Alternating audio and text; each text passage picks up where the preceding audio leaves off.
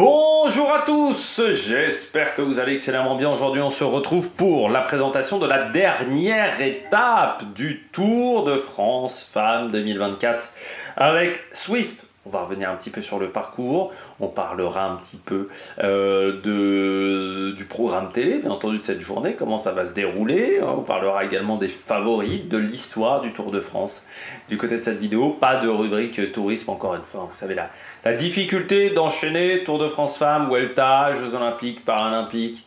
Il y a encore des vidéos qui sont en attente, beaucoup d'attentes, notamment une vidéo de débrief des Jeux qui est toujours en attente, donc c'est quand même pas évident.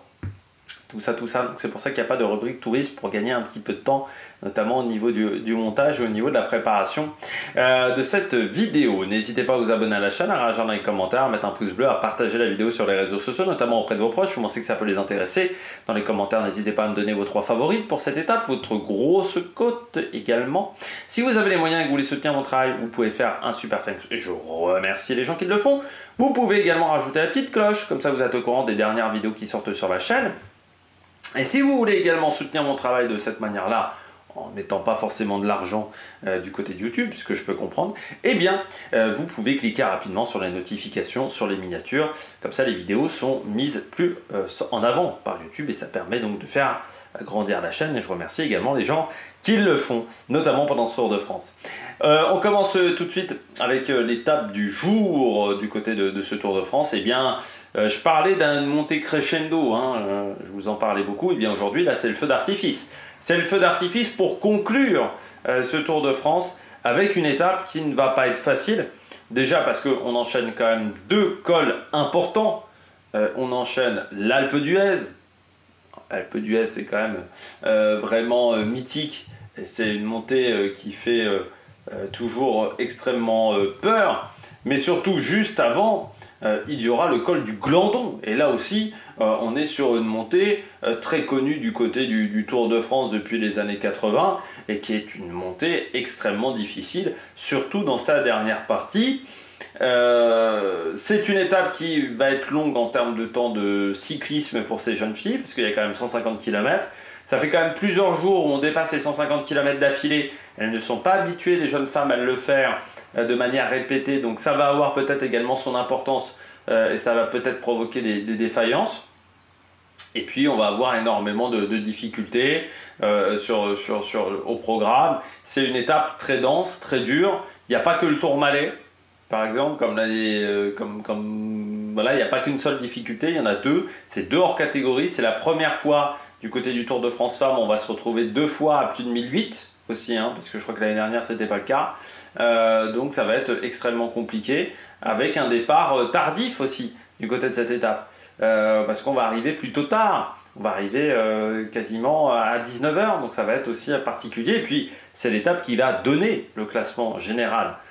Voilà, c'est cette dernière étape qui va avoir son importance du côté du classement général de la course. Du côté du dénivelé positif de cette étape, on est sur du 3748 mètres, donc c'est l'étape la plus compliquée de ce côté-là. Au niveau du classement de la montagne, il y aura 2 hors catégories, une côte de 2e catégorie, donc c'est une étape qui va donner énormément de points.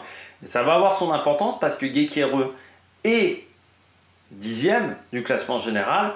Ça veut dire qu'on va peut-être pas la laisser partir aussi facilement que sur les étapes précédentes, parce que désormais elle devient dangereuse pour le classement général, ce qui pourrait peut-être aider des concurrentes qui sont un peu plus derrière, notamment Sarah Martin, à aller marquer des gros points et peut-être essayer d'aller chercher la première place de ce classement. On regarde tout de suite la présentation du parcours. Alors, il a quelle tête ce feu d'artifice pour conclure ce Tour de France féminin? Eh bien, vous le voyez tout de suite, on partira du Grand Bornand pour aller à l'Alpe d'Huez. 150 km, pas un de plus sur cette étape. 2 cols hors catégorie, 1 col de 2e catégorie pour le début de journée. On part au pied du col de Marais, 5 km à 8 de moyenne, col qui est à la sortie du Grand Bornand, pas extrêmement compliqué, mais qui n'est pas au classement de la montagne, ça aurait pu l'être, un col de 4e catégorie. On redescend vers Saint-Ferréol pour attaquer le col du Tamier. 9 km 7 à 4% de moyenne, col qui se situe le sommet à 27 km 500, c'est-à-dire qu'on sera encore à plus de 120 km de l'arrivée. Ce col qui n'est pas extrêmement dur, hein, comme vous le voyez, 9 km 7 à 4% de moyenne. On n'a aucun passage au-delà de 6%. Les passages les plus compliqués, c'est entre le km 0 et le km 1 à 5,9 et entre le km 2 et le km 3 à 5,6. Ça aurait même mérité autre chose qu'un troisième catégorie, parce que je trouve que pour un troisième catégorie, chez les garçons, ça c'est même pas c'est peut-être quatrième catégorie. Donc c'est là aussi où il y a un problème sur la classification des cols, je trouve, chez les filles. On met des cols, voilà, comme ça en deuxième catégorie, ce qui fait qu'on est obligé de mettre le Glandon et l'Alpe d'Huez en hors catégorie, puisque en fait tous les cols sont classés, et même des cols qui ne sont pas exceptionnels. Bon, on redescend ensuite vers Frontenex. Sprint intermédiaire à Aiguebelle. Le Val d'Arc, on sera à entre 97 et 96 km de l'arrivée.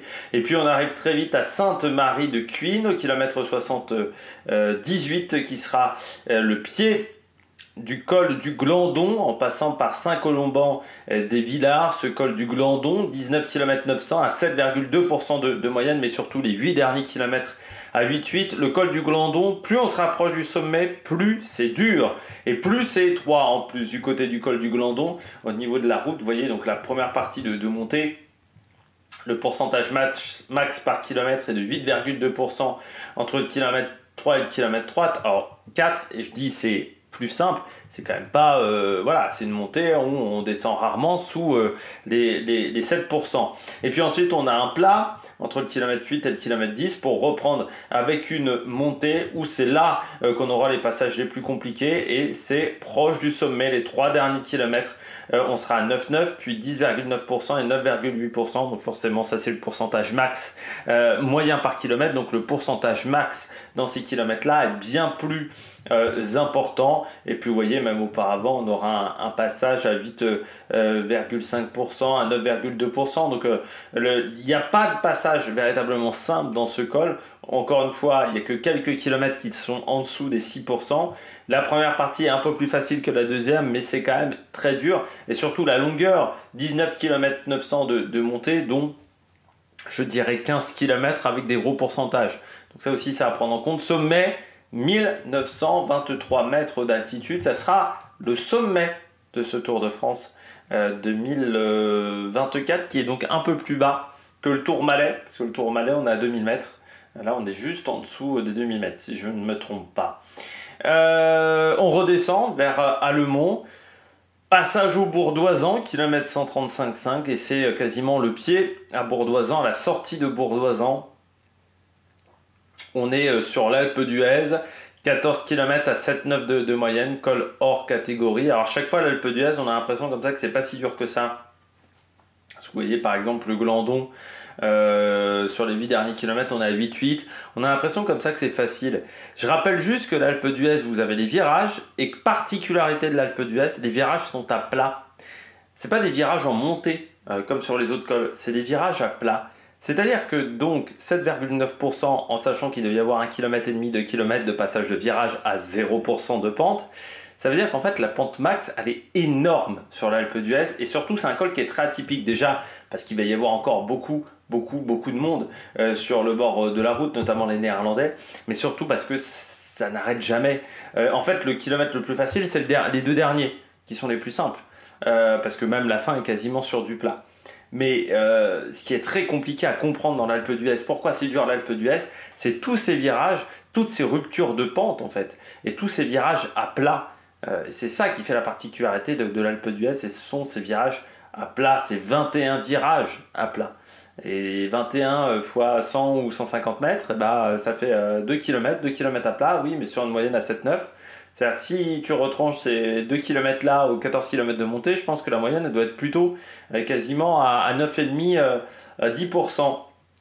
Et donc vous voyez les pourcentages max, c'est 9,8% au kilomètre, 9,3%, mais c'est jamais en dessous de 8 hein, quasiment. C'est ça qui est extrême. À part entre le kilomètre 8 et le kilomètre 9, entre le kilomètre 5 et le kilomètre 6, et entre le kilomètre 12 et le kilomètre 14. En dehors de ces passages-là, c'est toujours extrêmement compliqué. Il faut faire la différence avant la fin. Si tu attends la fin et que tu n'as pas de pointe de vitesse, ça ne va pas le faire.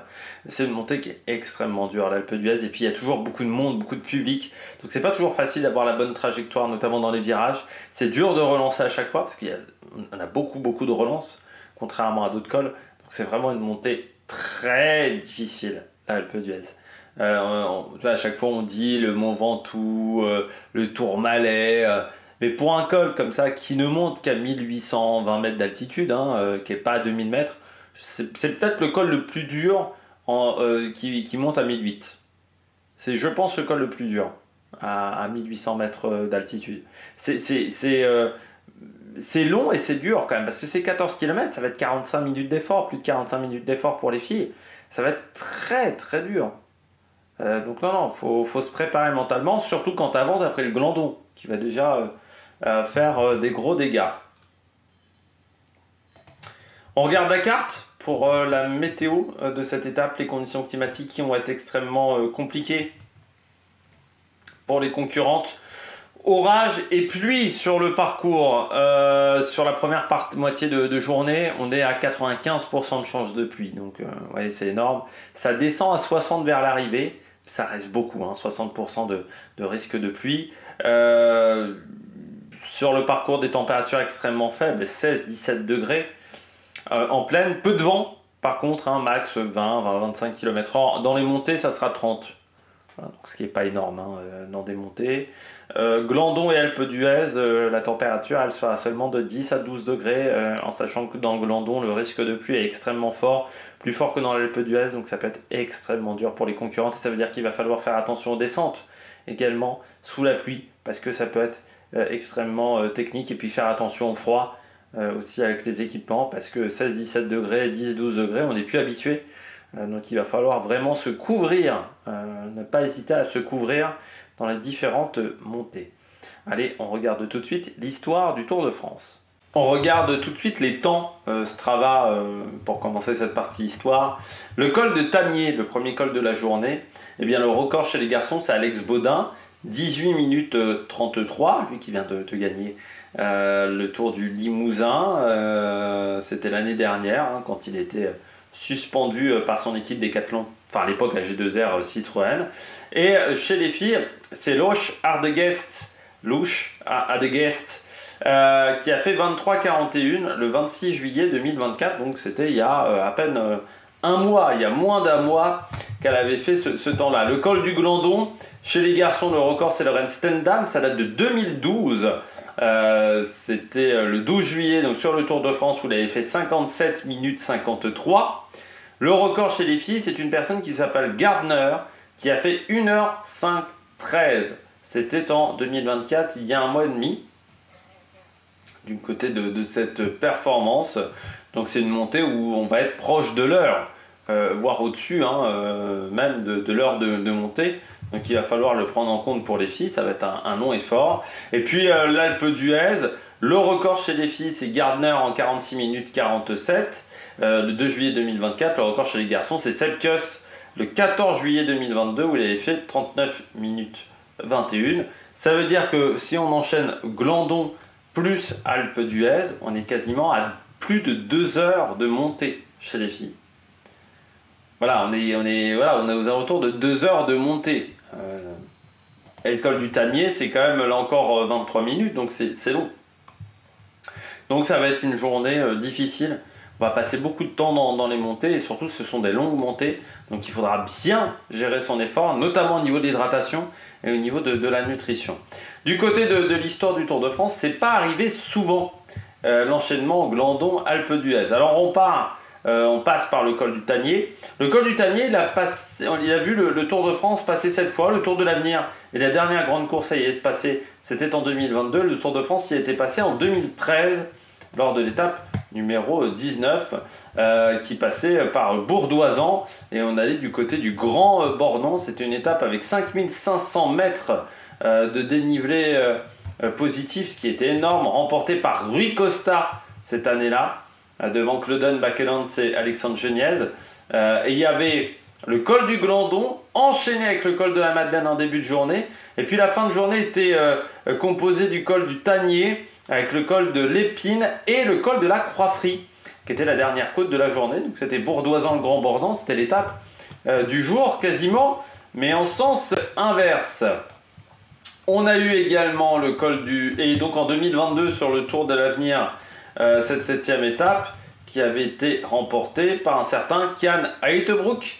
Ça se finissait du côté de Saint-François-Longchamp après une grande montée et on passait par, qui était la montée du col de la Madeleine, et on passait par Jean Baz et ce fameux col de Tanier sur les 175 km de la course. Il s'était imposé devant Piganzoli, Esman, Fancelou et Archie Ryan. Voilà. Du côté de cette course, Fancelou qui est désormais chez Q36.5. Résultat cette année, pas grand chose à se mettre sous la dent à part une 10e place sur le Tour d'Antalya et une 12e place du côté de Grande Camino. Voilà pour le coureur italien.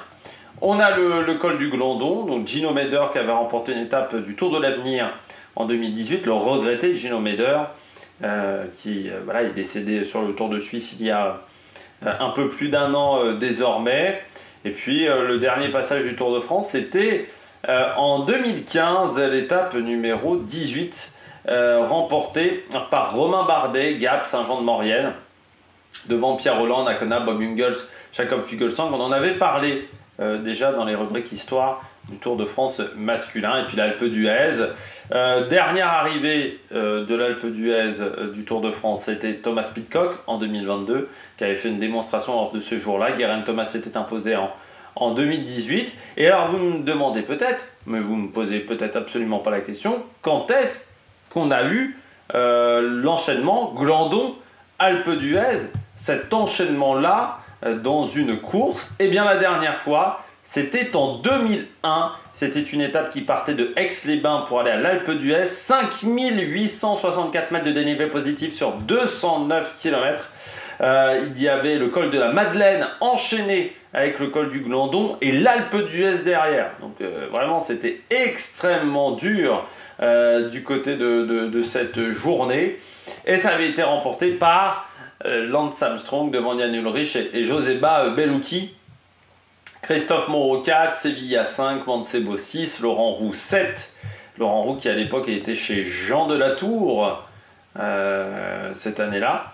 Ça devait être, la fin même, sa fin de carrière chez Jean de la Tour, où il avait, il a pris la 7e place, et ensuite il avait eu des Pyrénées très compliquées sur la suite.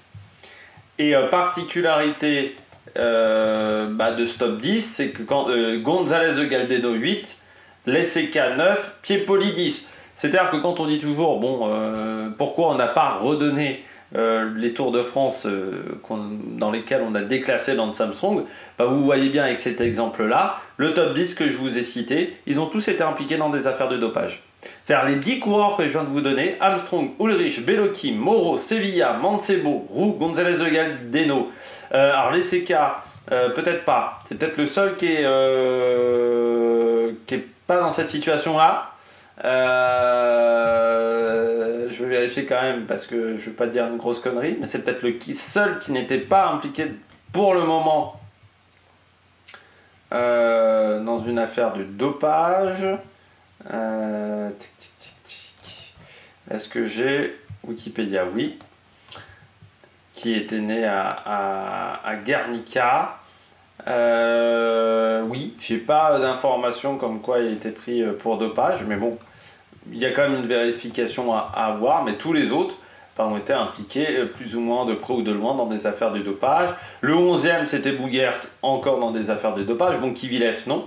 Enfin, on ne sait pas aujourd'hui, mais bon, je veux dire, la carrière de Kivilev ayant été quand même assez courte, c'est difficile de le dire, mais il était quand même chez Cofidis, à une époque où il y avait du dopage chez Cofidis. Bottero, voilà. Montgomery, ça me dit rien, le Suisse, mais il est passé, je crois, chez Phonak, donc équipe où il y avait du dopage, oui, voilà, et Gerolsteiner, et face à Bortolo, donc oui, il y a peut-être du dopage chez Sven Montgomery. Donc vous voyez toute la difficulté, c'était quasiment impossible de redonner les Tours de France dans ce genre de situation.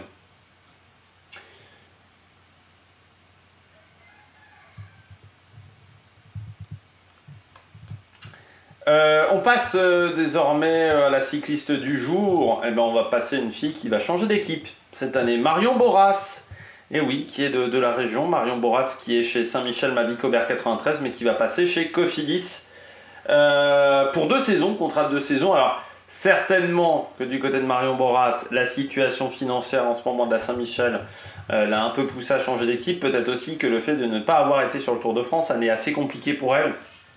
Seulement 17 jours de course, et l'année dernière c'était 11, donc c'était pas énorme non plus pour Marion Boras. Peut-être que ça a joué quand même au niveau de ses résultats.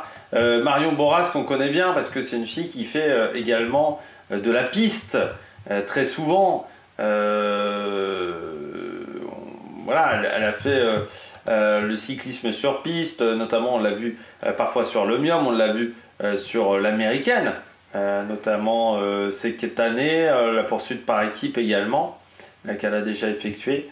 Donc voilà, elle va maintenant peut-être s'investir un peu plus encore du côté de la route, où là il y aura peut-être des choses à faire du côté de la française, qui sera donc avec Valentine Fortin, elle rejoint sa coéquipière, notamment où elle avait remporté le championnat d'Europe du côté de Marion Boras, du côté de Apeldoorn cet hiver. On passe à la stratégie. Bon, victoire d'une leader aujourd'hui. C'est-à-dire que il y aura certainement une échappée, peut-être une bagarre pour le maillot à poids aussi, parce que là c'est vrai qu'il va y avoir un gros match. Je pense qu'il va y avoir une échappée dans la première partie d'étape et je pense que ça va déclencher dès le glandon. Dès le glandon, ça va déclencher. Parce que c'est le cyclisme féminin, parce que les écarts de niveau sont quand même importants. Donc il y aura des écarts dès le glandon. Je pense qu'ensuite l'Alpe d'Huez, ça va juste... je pense que l'Alpe d'Huez va juste affiner ses écarts. Mais le début aura... Je pense qu'il ne faut pas rater le glandon sur cette étape, vraiment. Je pense qu'il ne faut pas rater cette montée-là. Du côté de mes favorites, Vollering, je pense qu'elle n'est pas entamée physiquement. Je pense que voilà, elle va avoir l'écro, elle veut gagner ce 2e Tour de France. Je mets Juliette Labousse. C'est de la haute montagne, ça lui correspond mieux que les montées punchy. Hein. Donc c'est surtout avec les conditions climatiques difficiles. Ça va être pas mal, je pense Juliette Labousse. Et puis je tente quand même Nevia Doma en 3. En grosse cote, je tente Sarah Gigante. En cas d'échappée ou en cas d'attaque, tu sais, au pied du glandon, mais j'y crois moyennement, voilà, à cette possibilité-là. Du côté du programme télé, départ fictif à 13h40, col du Tamier, 122 km de l'arrivée entre 14h54 et 15h03.